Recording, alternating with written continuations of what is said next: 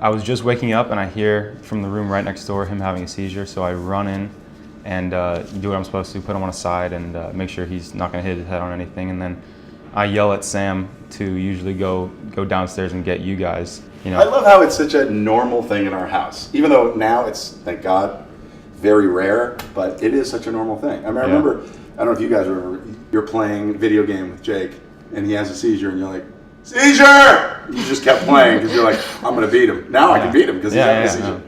I mean, He still beat me though somehow. He did still beat you.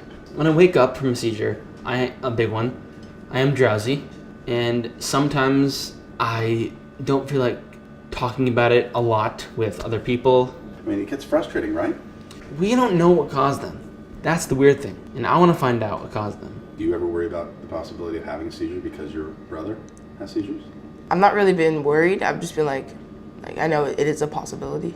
I haven't thought about like what if I had one, but I do think about if I ever did, God forbid, like everyone would know what to do already. When friends ask you, how's Jake doing?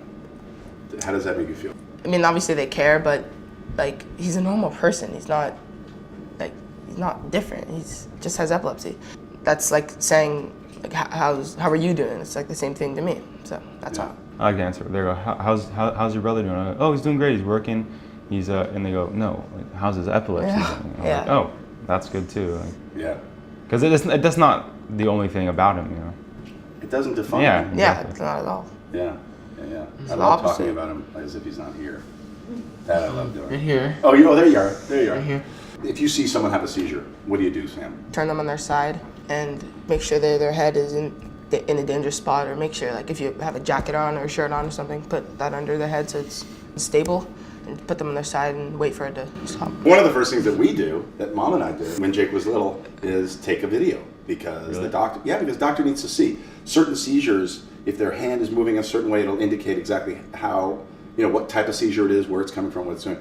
If you could say one thing to, let's say, a friend of yours all of a sudden started having a seizure, or their brother or sister started having a seizure, what would you say? I would say just stay calm, because you can deal with it and you're stronger than it. What doesn't kill you makes you stronger. It's true. Yeah. It's absolutely true. It's a bummer. Let's not pretend. It is a bummer. I hate it.